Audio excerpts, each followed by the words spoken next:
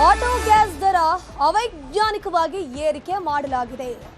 ನಗರದ ಅನೇಕ ಕಡೆ ಎಲ್ಪಿಜಿ ಗ್ಯಾಸ್ ಅವೈಜ್ಞಾನಿಕ ದರ ಏರಿಕೆಯಾಗಿರೋದು ಬಂಕ್ಗಳಿಗೆ ಗೈಡ್ಲೈನ್ಸ್ ಹೊರಡಿಸೋಕೆ ಒತ್ತಾಯ ಮಾಡಲಾಗ್ತಾ ಇದೆ. ನಿನ್ನೆ ಕೂಡ ನಾವು ಗಮನಿಸಿದ್ವಿ, 68 ರೂಪಾಯಿ 69 ರೂಪಾಯಿ ಇದ್ದದಂತೂ ಗ್ಯಾಸ್ಗೆ ಏನಿದೆ 1 ಲೀಟರ್ಗೆ ಅದನ್ನ 90 ರೂಪಾಯಿ ಅಂತ ಡಿಮ್ಯಾಂಡ್ ಮಾಡ್ತಾ ಇದ್ರು. ಬಂಕ್ಗಳಿಗೆ ಸೂಕ್ತ ನಿರ್ದೇಶನ ಕೊಡೋಕೆ ಆಟೋ ಡ್ರೈವರ್ಸ್, ಕ್ಯಾಬ್ ಡ್ರೈವರ್ಸ್ ಮನವಿಯನ್ನು ಮಾಡ್ಕೊಳ್ತಾ ಇದ್ದಾರೆ. ಖಾಸಗಿ ಸಾರಿಗೆ ಸಂಘಟನೆ ಒಕ್ಕೂಟದಿಂದ ಒತ್ತಾಯಗಳಾಗ್ತಾ ಇದೆ. ಯಾಕಂದ್ರೆ ಇವರಿಗೆ ಆಟೋ ಇರಬಹುದು, ಕ್ಯಾಬ್ ಚಲಾವಣೆ ಮಾಡಬೇಕು ಅಂತಂದ್ರೆ ಗ್ಯಾಸ್ ಬೇಕೇ ಬೇಕು. ಸೊ ಅನಿವಾರ್ಯವಾಗಿ ಬಂಕ್ ಬಳಿ ಹತ್ರ ಹೋದಂತಹ ಸಂದರ್ಭದಲ್ಲಿ ಅವ್ರು ಏನ್ ಮಾಡ್ತಾರೆ, ಡಿಮ್ಯಾಂಡ್ ಅನ್ನ ಕ್ರಿಯೇಟ್ ಮಾಡೋಕೆ ಶುರು ಮಾಡ್ತಾರೆ. ಕೆಲವರ ಬಳಿ ಸ್ಟಾಕ್ ಇರುತ್ತೆ, ಆದ್ರೂ ಕೂಡ ಇಲ್ಲಿ ಬಂಕ್ ಅಲ್ಲಿ ಗ್ಯಾಸ್ ಇಲ್ಲ ಅಂತ ಹೇಳ್ಕೊಂಡು ವಾಪಸ್ ಕಳಿಸ್ತಾ ಇದ್ದಾರೆ. ಇನ್ನು ಕೆಲವರು ಏನ್ ಮಾಡ್ತಾ ಇದ್ದಾರೆ, 69 ರೂಪಾಯಿ 70 ರೂಪಾಯಿ ಬದಲು 90 ರೂಪಾಯಿ 100 ರೂಪಾಯಿ ಕೊಡಿ ಅಂತ ಹೇಳ್ಕೊಂಡು ಡಿಮ್ಯಾಂಡ್ ಮಾಡ್ತಾ ಇದ್ದಾರೆ. ಬಂಕ್ಗಳಿಗೆ ಸೂಕ್ತ ನಿರ್ದೇಶನ ಕೊಡಬೇಕು, ನೀವು ಒಂದು ರೂಲ್ಸ್ ಗಳನ್ನ ತರಬೇಕು ಅಂತ ಹೇಳ್ಕೊಂಡು ಖಾಸಗಿ ಸಾರಿಗೆ ಒಕ್ಕೂಟ ಏನಿದೆ ಈಗಾಗಲೇ ಒಂದಷ್ಟು ಮನವಿಗಳನ್ನ ಮಾಡ್ತಾ ಇದ್ದಾರೆ. ಬೆಂಗಳೂರಿನ ಒಂದೊಂದು LPG ಫಿಲ್ಲಿಂಗ್ ಸ್ಟೇಷನ್ಸ್ಗಳಲ್ಲಿ ಒಂದೊಂದು ರೀತಿಯಾದಂತಹ ದರ ಇದೆ. ಇದರಿಂದ ಆಟೋಗಳಲ್ಲಿಯೂ ಕೂಡ ಪ್ರಯಾಣ ದರ ಏರಿಕೆಯಾಗಿ ಗ್ರಾಹಕರ ಮೇಲೆ ಈ ಒಂದು ಹೊರೆಯನ್ನ ಹೊರಿಸಲಾಗ್ತಾ ಇದೆ. ಖಾಸಗಿ ಸಾರಿಗೆ ಒಕ್ಕೂಟದ ಅಧ್ಯಕ್ಷರಾಗಿರುವಂತಹ ನಟರಾಜ್ ಶರ್ಮಾ ಅವರಿದ್ದಾರೆ. ಖಾಸಗಿ ಸಂಸ್ಥೆಗಳಾದಂತಹ ಕೆಲವು ಸಂಸ್ಥೆಗಳೇನಿದೆ, ಏಜಿಸ್ ಆಗಿರ್ಬೋದು, ಇನ್ನೂ ಕೆಲವು ಸಂಸ್ಥೆಗಳೇನಿವೆ, ಈ ರೀತಿ ಕಂಪನಿಗಳು ತಮ್ಮದೇ ಆದಂಥ ದರವನ್ನು ಇವತ್ತು ಏರಿಸ್ತಾ ಇದ್ದಾರೆ. ಇವತ್ತು ತಾವು ಹೇಳ್ದಂಗೆ ಚಾಮರಾಜಪೇಟೆಯಲ್ಲಿ 64 ಇಂಡಿಯನ್ ಆಯಿಲ್ ಕಾರ್ಪೊರೇಷನ್ದು ನಾನು ನೋಡ್ಕೊಂಡಿದ್ದೀನಿ, ಅಲ್ಲಿ 64 ರೂಪಾಯಿ ಇದೆ. ಅದೇ ನೀವು ಹೇಳ್ದಂಗೆ ಇವತ್ತು ರಾಜಾಜಿನಗರ ಆ ಕಡೆ ಎಲ್ಲ ಪ್ರೈವೇಟ್ ಬಂಕ್ಗಳಲ್ಲಿ 85, 84 ಅವ್ರು ಮನೋತ್ಸವ ಇಚ್ಛೆ ಇದು ಮಾಡ್ತಾ ಇರತಕ್ಕಂಥದ್ದು. ಇದು ಎಲ್ಲೋ ಒಂದು ರೀತಿಯಲ್ಲಿ ನಮ್ಮ ಆಟೋ ಚಾಲಕರ ಮತ್ತು ಇವರ ಮೇಲೆ ಬೀಳ್ತಾ ಇರ್ತಕ್ಕಂಥ ಹೊರೆ.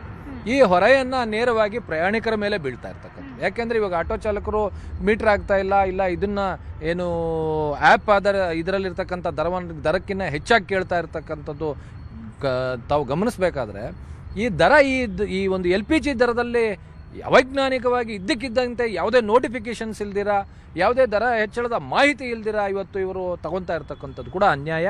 ಅದರಿಂದ ಇದನ್ನು ಒಂದು ಲಿಖಿತ ರೂಪದಲ್ಲಿ ಇವತ್ತೇ ನಮ್ಮ ಕೇಂದ್ರದ ಎನರ್ಜಿ ಇಂಧನ ಸಚಿವರಿಗೆ ಒಂದು ಗಮನಕ್ಕೆ ತರಲಿಕ್ಕೆ ನಮ್ಮ ಕರ್ನಾಟಕ ರಾಜ್ಯ ಖಾಸಗಿ ಸಾರಿಗೆ ಸಂಘಟನೆಗಳ ಒಕ್ಕೂಟ ಪ್ರಯತ್ನ ಪಡುತ್ತೆ. ಮೇಡಮ್, ಏನಂತ ಪತ್ರ ಬರೀತೀರಾ ಸರ್? ಮತ್ತೆ ಒಂದೇ ರೀತಿಯಾದಂತಹ ದರ ಫಿಕ್ಸ್ ಮಾಡೋದಕ್ಕೆ ಸಾಧ್ಯ ಇಲ್ವಾ ಇದಕ್ಕೆ? ಅಲ್ಲ, ಒಂದೇ ಇವತ್ತು ಪ್ರೆಸೆಂಟ್ ಸಿಚುಯೇಷನ್ನಲ್ಲಿ ಇವತ್ತು ಯುದ್ಧ ನಡೀತಾ ಇರೋ ಕಾರಣದಿಂದ ಇದನ್ನು ದರ ಫಿಕ್ಸ್ ಮಾಡೋದು ಭಾಳ ಕಷ್ಟ ಇದೆ ಮೇಡಮ್, ನಮಗೂ ಅರ್ಥ ಆಗುತ್ತೆ. ಆದರೆ ಎಲ್ಲ ಪೆಟ್ರೋಲ್ ಬಂಕ್ಗಳಲ್ಲೂ ಒಂದೇ ದರ ಇರಬೇಕಲ್ವಾ? ನೀವು ಇವತ್ತು ಇಂಡಿಯನ್ ಆಯಿಲಲ್ಲಿ 64 ರೂಪಾಯಿ ಇದೆ, 64 ಚೇಂಜ್ ಇದೆ, 64 ಚೇಂಜ್ ಇದೆ. ಅದೇ ನೀವು ಪ್ರೈವೇಟ್ ಬಂಕ್ ಹೋಗಿದ ಕೂಡಲೇ 85 ರೂಪೀಸ್ ಅಂತಂದರೆ 20 ರೂಪಾಯಿಗಳ ಒಂದು ಡಿಫ್ರೆನ್ಸ್, 21 ರೂಪಾಯಿ ಡಿಫ್ರೆನ್ಸ್ ಏನಿದೆ, ಇದು ದೊಡ್ಡ ಮಟ್ಟದ ಡಿಫ್ರೆನ್ಸು. ಕೇಂದ್ರದ ಸಚಿವರಿಗೆ, ಇಂಧನ ಸಚಿವರಿಗೆ ಗಮನಕ್ಕೆ ತರಿಸ್ತೀವಿ. ಇದನ್ನು ಒಂದು ಗೈಡ್ಲೈನ್ಸ್ ಇಶ್ಯೂ ಮಾಡಲಿ. ಈ ಒಂದು ಪ್ರೈವೇಟ್ ಕಂಪನಿಗಳು ಇಂತಿಷ್ಟೇ ಪರ್ಸೆಂಟೇಜನ್ನ ಈ ಸಮಯದಲ್ಲಿ ಏರಿಸಬೇಕು ಅಂತ, ಅದಕ್ಕೆ ನಾವು ಬದ್ಧವಾಗಿರ್ತೀವಿ. ಇದಿಷ್ಟು ಖಾಸಗಿ ಸಾರಿಗೆ ಒಕ್ಕೂಟದ ಅಧ್ಯಕ್ಷ ಆಗಿರುವಂತಹ ನಟರಾಜ್ ಶರ್ಮಾ ಹೇಳ್ತಾ ಇರುವಂತಹ ಮಾಹಿತಿ. ಸೊ ಇದು ಮುಂದೆ ಏನೇನು ಡೆವಲಪ್ಮೆಂಟ್ ಆಗುತ್ತೆ ಅನ್ನುವಂಥದ್ದನ್ನು ಕಾದು ನೋಡಬೇಕಾಗಿದೆ. ವಿಡಿಯೋ ಜರ್ನಲಿಸ್ಟ್ ಎಡ್ವಿನ್ ಜೊತೆ ಪ್ರಗತಿ ಶೆಟ್ಟಿ, ನ್ಯೂಸ್ 18 ಬೆಂಗಳೂರು. ಇದರ ಬಗ್ಗೆ ಹೆಚ್ಚಿನ ಮಾಹಿತಿ ನೀಡ್ತಾ ಹೋಗ್ತಾರೆ ನಮ್ಮ ಪ್ರತಿನಿಧಿ ಪ್ರಗತಿ ಶೆಟ್ಟಿ. ನೇರ ಸಂಪರ್ಕದಲ್ಲಿ ಜಾಯ್ನ್ ಆಗಿದ್ದಾರೆ. ಪ್ರಗತಿ, ಈ ಒಂದು ಗ್ಯಾಸ್ ಸಿಲಿಂಡರ್ ಸಮಸ್ಯೆಗಳಿಂದಾಗಿ ಎಲ್ಲರೂ ಕೂಡ ತತ್ತರಿಸಿ ಹೋಗ್ತಾ ಇದ್ದಾರೆ. ಎಸ್ಪೆಷಲಿ ಬೆಂಗಳೂರಿನಲ್ಲಿ PG ಮಾಲೀಕರು, ಅದರ ಜೊತೆಗೆ ಹೋಟೆಲ್ ಮಾಲೀಕರ ಸಮಸ್ಯೆ ಯಾವ ರೀತಿ ಇದೆ, ಅದರ ಜೊತೆಗೆ ಗ್ಯಾಸ್ನಿಂದಾಗಿ ಚಾಲಕರು ಯಾವ ರೀತಿ ತೊಂದರೆ ಅನುಭವಿಸ್ತಾ ಇದ್ದಾರೆ?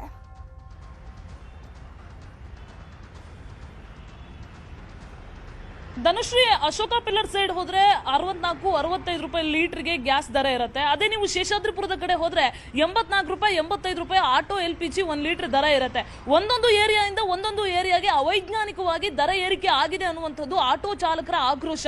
ಸಹಜವಾಗಿ ಆಟೋದಲ್ಲಿ ಹೋಗುವಾಗ ಪ್ರಯಾಣಿಕರಿಗೆ ದರ ಏರಿಕೆ ಆದ್ರೆ ಆಟೋದವರು ದರ ಏರಿಕೆ ಮಾಡಿದ್ದಾರೆ ಅಂತ ಎಲ್ಲರೂ ಕೂಡ ಆಕ್ರೋಶ ಹೊರ ಹಾಕ್ತಾರೆ. ಆದ್ರೆ ಆಟೋದವರಿಗೇನೆ ಈಗ ಆಟೋ ಗ್ಯಾಸ್ ದರವೇ 1 to ಡಬಲ್ ದರವನ್ನ ಕೊಟ್ಟು ತಗೊಳ್ಳುವಂತಹ ಪರಿಸ್ಥಿತಿ ಕ್ರಿಯೇಟ್ ಆಗಿದೆ. ಈ ಸಿಚುವೇಶನ್ ಅನ್ನ ತಡಿಬೇಕು ಅನ್ನುವಂತಹ ಆಗ್ರಹ ಅವರ ವಲಯದಲ್ಲಿ ಕೇಳಿ ಬರ್ತಾ ಇತ್ತು. ಸೊ ಖಾಸಗಿ ಸಾರಿಗೆ ಸಂಘಟನೆಗಳ ಒಕ್ಕೂಟದ ಅಧ್ಯಕ್ಷ ಆಗಿರುವಂತಹ ನಟರಾಜ್ ಶರ್ಮಾ ಅವರು ಕೂಡ ಕೇಂದ್ರ ಇಂಧನ ಸಚಿವರ ಗಮನಕ್ಕೆ ಈ ಒಂದು ವಿಚಾರವನ್ನು ತಂದಿದ್ದಾರೆ. ಅವರಿಗೆ ಸುದೀರ್ಘವಾದಂತಹ ಪತ್ರವನ್ನ ಬರೆದಿದ್ದಾರೆ. ಏನ್ ಪತ್ರದಲ್ಲಿ ಉಲ್ಲೇಖ ಮಾಡಿದ್ದಾರೆ ಅಂತ ಕೇಳಿದ್ರೆ, ಇಂತಹ ಸಂದರ್ಭದಲ್ಲಿ ಅಂದ್ರೆ ಮಧ್ಯಪ್ರಾಚ್ಯದಲ್ಲಿ ಯುದ್ಧ ಆಗ್ತಾ ಇರುವಾಗ ಅಗತ್ಯ ವಸ್ತುಗಳ ಬೆಲೆ ಏರಿಕೆ ಆಗುತ್ತೆ, ಅದೇ ರೀತಿಯಾಗಿ ಆಟೋ ಗ್ಯಾಸ್ ನ ಬೆಲೆ ಕೂಡ ಏರಿಕೆ ಆಗುತ್ತೆ. ಅದೆಲ್ಲರೂ ಕೂಡ ಒಪ್ಕೊಳ್ಬಹುದು. ಅಂದ್ರೆ ಒಂದ್ ಸ್ವಲ್ಪ ಏರಿಕೆ ಆದ್ರೆ ಒಂದು 10 ರೂಪಾಯೋ 5 ರೂಪಾಯೋ ಈ ರೀತಿಯಾಗಿ ಏರಿಕೆ ಆದ್ರೆ ಒಪ್ಕೊಳ್ಬಹುದು. ಒಪ್ಕೊಳ್ಬಹುದು. ಆದ್ರೆ ಒಂದೊಂದು ಏರಿಯಾದಿಂದ ಒಂದೊಂದು ಏರಿಯಾಗೆ ಅವೈಜ್ಞಾನಿಕವಾಗಿ 20-30 ರೂಪಾಯಿ ಮನಸ್ಸಿಗೆ ಬಂದ ಹಾಗೆ ಮನಸೋ ಇಚ್ಛೆ ಆಟೋ ಚಾಲಕರನ್ನ ಸುಲಿಗೆ ಮಾಡ್ತಾ ಇದ್ರೆ ಇದನ್ನ ಹೆಂಗ್ ಒಪ್ಕೊಳ್ಳೋದಕ್ಕೆ ಸಾಧ್ಯ? ಇವರಿಗೆ ಒಂದು ಎಲ್ಲಾ ರೀತಿಯಲ್ಲೂ ಕೂಡ ಅಂದ್ರೆ ಎಲ್ಲಾ ಕಡೆಯಲ್ಲೂ ಕೂಡ ಒಂದೇ ರೀತಿಯಾದಂತಹ ದರವನ್ನ ಏರಿಕೆ ಮಾಡಿ ಅನ್ನುವಂತಹ ಆಗ್ರಹ ಮಾಡ್ತಾ ಇದ್ರೆ, ಜೊತೆಗೆ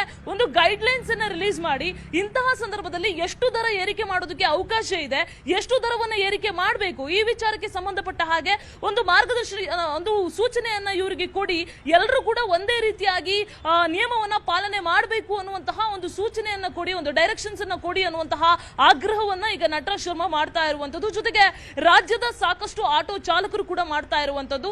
ಸೊ ಯಾವ ರೀತಿಯಾಗಿ ಮುಂದೆ ಕ್ರಮ ಕೈಗೊಳ್ತಾರೆ ಅನ್ನುವಂಥದ್ದನ್ನ ಕಾದು ನೋಡಬೇಕಾಗಿರುವಂತದ್ದು. ಧನುಶ್ರೀ, ಥ್ಯಾಂಕ್ ಯು ಪ್ರಗತಿ ತಮ್ಮೆಲ್ಲ ಮಾಹಿತಿಗಾಗಿ. ಗ್ಯಾಸ್ ಸಮಸ್ಯೆ ಬಗ್ಗೆ ಯಾರ್ಯಾರು ಏನೇನಂದ್ರು ಒಮ್ಮೆ ಕೇಳ್ಕೊಂಬರೋಣ. ಮೊನ್ನೆಯಿಂದನೂ ನಮಗೆ ಸೋಮವಾರದಿಂದನೂ ಸಪ್ಲೈಗಳು ಇಲ್ಲ ಅಂತ ಕಮರ್ಷಿಯಲ್ ಫಿಲ್ಲಿಂಗನ್ನೇ ಸ್ಟಾಪ್ ಮಾಡಿದ್ದಾರೆ.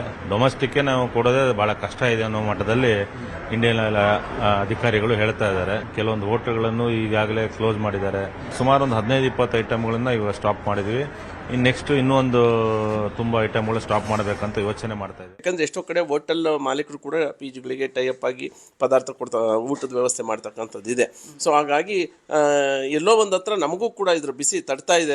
ಏನು ಒಂದು ಮೆನುಗಳಲ್ಲಿ ಬದಲಾವಣೆ ಮಾಡಿಕೊಂಡು ಅಟ್ಲೀಸ್ಟ್ ಒಂದು ವಾರದವರೆಗೂ ತಳ್ತಕ್ಕಂಥ, ಯಾಕಂದ್ರೆ ಖಾಲಿ ಆದ ತಕ್ಷಣ ಸಿಲಿಂಡರ್ ತಂದು ಕೊಡ್ಲಿಲ್ಲ ಅಂದ್ರೆ ಸೊ ಇರ್ತಕ್ಕಂಥ ಸಿಲಿಂಡರ್ನ ಸಮರ್ಪಕವಾಗಿ ಬಳಸ್ತಕ್ಕಂಥದ್ದು ಆಗುತ್ತೆ. ಒಂದು ವಾರಕ್ಕೆ ಬರ್ತಕ್ಕಂಥದ್ದನ್ನ ಇನ್ನೂ ಒಂದು 6 ದಿನ ಹೆಚ್ಚಿಗೆ ಅದನ್ನ ನಿಭಾಯಿಸಲಿಕ್ಕೆ ಏನೆಲ್ಲ ಕ್ರಮಗಳು ಬೇಕು ಅದನ್ನ ತಗೋಬೇಕು. 20 ಲೀಟರ್ ರೈಸ್ ಕುಕ್ಕರ್ ಇಂಥವೆಲ್ಲ ಎಲೆಕ್ಟ್ರಿಕಲ್ ಇಕ್ವಿಪ್ಮೆಂಟ್ ಸಿಗುತ್ತವೆ. ಅದು ಸಣ್ಣ ನಿರ್ಧಾರಗಳನ್ನ ಈಗಾಗಲೇ ನಡೆಸ್ತಾ ಇದೀವಿ ಸರ್. ಕಾರಣ ಇಷ್ಟೇ ಸರ್, ಅಲ್ಲಿ ವಾರ್ ನಡೀತಾ ಇದೆ. ಈಗ ಸ್ಟಾಕ್ ಸರಿಗೆ ಬರ್ತಾ ಇಲ್ಲ. ನಮ್ದು ಪ್ಲಾಂಟ್ಗೆ ಹೋಗಿ 5 ದಿವಸ ಆಗಿದೆ, ಗಾಡಿ ಬಂದಿಲ್ಲ. ಇವರು ಆಟೋದವರು ಅರ್ಥ ಮಾಡ್ಕೊತಾ ಇಲ್ಲ. ಸುಮ್ನೆ ನಮ್ಮ ಮೇಲೆ ಹೋಗ್ಬೇಕು ಅಂತ ಸರ್, ನೀವು ಜಾಸ್ತಿ ಮಾಡ್ತೀರಾ ರೇಟ್ ಅಂದ್ಬಿಟ್ಟು ಅಂತ. ನಾವ್ ಹೆಂಗೆ ಜಾಸ್ತಿ ಮಾಡಕ್ಕಾಗತ್ತೆ ಹೇಳಿ, ನೀವೇ ಹೇಳಿ ರೇಟು. ಈಗ ನಮ್ಗೆ ಸರಕು ಬಂದ್ರೆ ಸರಕು ಮೇಲೆ ಏನಿದೆ ಅದ್ರ ಮೇಲೆ ನಾವು ಇದ್ ಮಾಡಿ ಮಾಡಬಹುದು. ಸರಕೆ ಬಂದಿಲ್ಲ ಅಂದಾಗ, ಹೊಸ ಸರಕು ಬಂದಾಗ ಅದ್ರ ಕ್ಯಾಲ್ಕುಲೇಷನ್ ಮಾಡಿ ಮಾಡಬೇಕಾಗತ್ತಲ್ವಾ. 4 ಸಿಲಿಂಡರ್ ಇದೆ. 4 ಸಿಲಿಂಡರ್ ಉಪಯೋಗಿಸ್ಕೊಂಡು ನಾವು ಪ್ರಸಾದ ತಯಾರಿಸ್ತೀವಿ. ಭಕ್ತಾದಿಗಳಿಗಂತ ಯಾವುದೋ ಪ್ರಸಾದ ನಿಲ್ಸಕ್ಕಾಗೋದಿಲ್ಲ, ಕೊಡಲೇಬೇಕು. ಅದಕ್ಕೆ ಖಾಲಿ ಆದ್ಮೇಲೆ ಬದಲಿ ವ್ಯವಸ್ಥೆ ನಾವು ಮಾಡಿಕೊಂಡು ಪ್ರಸಾದನ ತಯಾರು ಮಾಡ್ತೀವಿ. ಮುಂದಿನ ನಮ್ಮ ಆಡಳಿತ ಮಂಡಳಿ ಇದೆ, ಅವ್ರ ಜೊತೆ ಮಾತಾಡಿ ಯಾವ ತರ ನಾವು ಮುಂದೆ ಕ್ರಮ ಕೈಗೊಳ್ಳಬೇಕು ಅನ್ನೋದನ್ನ ಮಾತಾಡಿ ನಾವು ವ್ಯವಸ್ಥೆ ಮಾಡ್ತೀವಿ. ಸ್ವಲ್ಪ ಕಮ್ಮಿ ಪ್ರಮಾಣದಲ್ಲಿ ನಾವು ಕೊಟ್ಟು ಎಲ್ಲರಿಗೂ ಪ್ರಸಾದ ಸಿಗಂಗೆ ನಾವು ವ್ಯವಸ್ಥೆ ಮಾಡ್ತೀವಿ.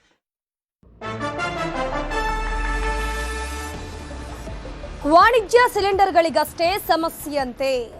ಇಲ್ಲಿ ಗೃಹ ಬಳಕೆ ಅಂದ್ರೆ ಮನೆಯಲ್ಲಿ ಯೂಸ್ ಮಾಡ್ತಿರಲ್ವಾ, ಆ ಸಿಲಿಂಡರ್ಗಳಿಗೆ ಏನು ಸಮಸ್ಯೆ ಇಲ್ಲ, ಸರಿಯಾಗಿ ಸಮಯಕ್ಕೆ ಪೂರೈಕೆ ಆಗ್ತಿದೆಯಂತೆ. ಗ್ಯಾಸ್ ಮಿತವಾಗಿ ಬಳಕೆ ಮಾಡಿ, ಸ್ಟಾಕ್ ಅನ್ನ ಇಟ್ಕೊಳ್ಬೇಡಿ. 25 ದಿನಕ್ಕೆ ಒಂದೇ ಸಿಲಿಂಡರ್ ಅಷ್ಟೇ ಅಂತ ಸಚಿವರು ಹೇಳಿಕೆಯನ್ನ ಕೊಟ್ಟಿದ್ದಾರೆ. ವಿಧಾನಸಭೆಯಲ್ಲಿ ಸಚಿವ KH ಮುನಿಯಪ್ಪ ಹೇಳಿಕೆ ಕೊಟ್ಟಿರೋದು. ಕಮರ್ಷಿಯಲ್ ಸಿಲಿಂಡರ್ ಸಮಸ್ಯೆ ಆಗಿದೆ, ಗೃಹ ಬಳಕೆ ಸಿಲಿಂಡರ್ ಅಲ್ಲಿ ಸಮಸ್ಯೆ ಆಗಿಲ್ಲ, ಹಿತಮಿತವಾಗಿ ಬಳಕೆ ಮಾಡಿ ಅಂತ ಹೇಳಿಕೆಯನ್ನ ಕೊಟ್ಟಿದ್ದಾರೆ. ಇಸ್ರೇಲ್ ಇರಾನ್ ಯುದ್ಧ ನಡೀತಾ ಇದೆ, ಹಡಗುಗಳು ಬರ್ತಾ ಎಲ್ಲ ಸ್ಟಾಪ್ ಮಾಡಿದ್ದಾರೆ. ಇಂಥ ಸಂದರ್ಭದಲ್ಲಿ ನಾನು ಈಗ ತಾನೇ ಆಯಿಲ್ ಕಂಪನೀಸ್ ಜೊತೆಯಲ್ಲಿ ಮೀಟಿಂಗ್ ಮಾಡಿ, ನಾನು ನಮ್ಮ secretary commissioner BPL, HPCL, Indian oil ಮತ್ತು ಗೈಲ್ ಕಂಪನಿ ಮನೆ ಉಪಯೋಗಿಸೋದಕ್ಕೆ ಡೊಮೆಸ್ಟಿಕ್ಕು ನೋ ಪ್ರಾಬ್ಲಮ್, ಕನಿಷ್ಠ 1 ಸಿಲಿಂಡರ್ನ ಒಂದು ಕುಟುಂಬಕ್ಕೆ 25 ದಿನದಲ್ಲಿ ಉಪಯೋಗಿಸೋಕ್ಕೆ ಅವಕಾಶ ಇದೆ. ಅದು ಕಂಪ್ಲೀಟಾಗಿ ಕೊಡ್ತೀವಿ. ಈವನ್ ಯುದ್ಧ ನಿಂತರೆ ಪೂರ್ತಿ ಪ್ರಮಾಣದಲ್ಲಿ ಬೇಕಾದಷ್ಟು ಕೊಡೋಕ್ಕೆ ಅವಕಾಶ ಇದೆ. ಯುದ್ಧ ನಡೀತಾ ಇದ್ರೂ ಕೂಡ ಇಂಡಿಯನ್ ಪ್ರೊಡಕ್ಷನ್ 25 to 30% ಇದೆ. ಮತ್ತು ಬೇರೆ ಸ್ವಲ್ಪ ನಿಲ್ಲಿಸಿ ಮನೆ ಉಪಯೋಗಿಸೋದಕ್ಕೆ ಅವಕಾಶ ಮಾಡಿಕೊಟ್ಟಿದ್ದೀವಿ. ಜಸ್ಟ್ ಈಗ ಮೀಟಿಂಗ್ ಮಾಡಿ ಬಂದಿದ್ದೀನಿ. ಮಾನ್ಯ ಮುಖ್ಯಮಂತ್ರಿಗಳನ್ನೇ ಆದೇಶ ಮಾಡಿದರು, ತಕ್ಷಣ ಮೀಟಿಂಗ್ ಮಾಡಿ ಗ್ರಾಹಕರಿಗೆ ಯಾವ ರೀತಿ ಸಲಹೆ ಕೊಡಬೇಕು ಅಂತ ನಾನು ಅಪೀಲ್ ಮಾಡ್ತೀನಿ. ವಿನಾಕಾರಣವಾಗಿ ಹೆಚ್ಚಾಗಿ ಖರ್ಚು ಮಾಡೋದನ್ನು ಬಿಡಬೇಕು. ಈ ಸಂದರ್ಭದಲ್ಲಿ ಮಿನಿಮಮ್ ಯೂಸ್ ಮಾಡ್ಕೋಬೇಕು, ಸ್ಟೋರೇಜ್ ಮಾಡೋದು ಮಾಡಕೂಡ್ದು. ಹೆಚ್ಚಾಗಿ ವಿನಾಕಾರಣವಾಗಿ ಸಿಲಿಂಡರ್ ಬೇಕು ಅಂತ ಅರ್ಜಿ ಹಾಕೋದು ಇವೆಲ್ಲ ಮಾಡಬಾರ್ದು. LPG ಗ್ಯಾಸ್ ಸರಬರಾಜಿನಲ್ಲಿ ವ್ಯತ್ಯಯ ವಿಚಾರವಾಗಿ ಬಿಜೆಪಿ ಶಾಸಕ ಅರಗ ಜ್ಞಾನೇಂದ್ರ ಮಾತನಾಡಿದ್ದಾರೆ. ಏನ್ ಹೇಳಿದ್ದಾರೆ ನೋಡೋಣ. ಈ ಜಗತ್ತಿನಲ್ಲಿ ಭೀಕರವಾದಂಥ ಯುದ್ಧ ಸಂದರ್ಭ ನಿಮಗೆ ಗೊತ್ತಿದೆ. ಇದರಲ್ಲಿ ಸಮುದ್ರ ಮಟ್ಟದ ಮಾರ್ಗದಲ್ಲಿ LPG ಇರ್ಬೋದು, ಪೆಟ್ರೋಲ್ ಇರ್ಬೋದು, ಡೀಸೆಲ್ ಇರ್ಬೋದು, ಇದನ್ನು ತರಲಿಕ್ಕೂ ಕೂಡ ಸಾಧ್ಯ ಆಗ್ತಾ ಇಲ್ಲ ಅಂತ ಹೇಳುವಂಥದ್ದು ಇಡೀ ದೇಶದ ಎಲ್ಲರಿಗೂ ಕೂಡ ಗೊತ್ತಿದೆ. ಸುಮಾರು 30% ನಮ್ಮಲ್ಲಿ ಉತ್ಪತ್ತಿ ಆಗುತ್ತೆ ಗ್ಯಾಸ್ ಮತ್ತು ಪೆಟ್ರೋಲಿಯಂ. ಉಳಿದಿರ್ತಕ್ಕಂಥ ಎಲ್ಲವನ್ನೂ ಕೂಡ ನಾವು ಆಮದು ಮಾಡ್ಕೊಳ್ಬೇಕಾದಂಥ ಒಂದು ಪರಿಸ್ಥಿತಿಯಲ್ಲಿ ನಾವು ಇದ್ದೇವೆ. ಹೀಗಾಗಿ ಈಗ ಕೇಂದ್ರ ಸರ್ಕಾರ ವಿಶೇಷವಾಗಿರ್ತಕ್ಕಂಥ ಗಮನ ಹರಿಸ್ತಾ ಇದೆ. ಇವತ್ತು ವಿಧಾನಸಭೆಯಲ್ಲಿ ಮಾನ್ಯ ಮುನಿಯಪ್ಪನವರು ಆಹಾರ ಮತ್ತು ನಾಗರಿಕ ಸರಬರಾಜು ಮಂತ್ರಿಯವರು ಬಹಳ ಗಂಭೀರವಾಗಿ ಇದನ್ನು ಈ ಉತ್ತರವನ್ನು ಕೊಟ್ಟಿದ್ದಾರೆ. ಈಗ ಆಗ್ತಾ ಇರುವಂಥ 3 ದೇಶಗಳ ನಡುವಿನ ಯುದ್ಧ ಅಲ್ಲ, ಅದು ಜಗತ್ತಿನ ಅನೇಕ ರಾಷ್ಟ್ರಗಳ ಮೇಲೆ ಇದರ ಪರಿಣಾಮ ಆಗಿರ್ತಕ್ಕಂಥದ್ದು ಎಲ್ಲರಿಗೂ ಕೂಡ ಗೊತ್ತಿದೆ. ಇಲ್ಲಿಯ ಕಾಂಗ್ರೆಸ್ನವರು ಇಂಥ ಒಂದು ಕೆಟ್ಟ ರಾಜಕಾರಣವನ್ನು ಆಟ ಆಡಲಿಕ್ಕೆ ಶುರು ಮಾಡಿದ್ದಾರೆ. ಇವರಿಗೆ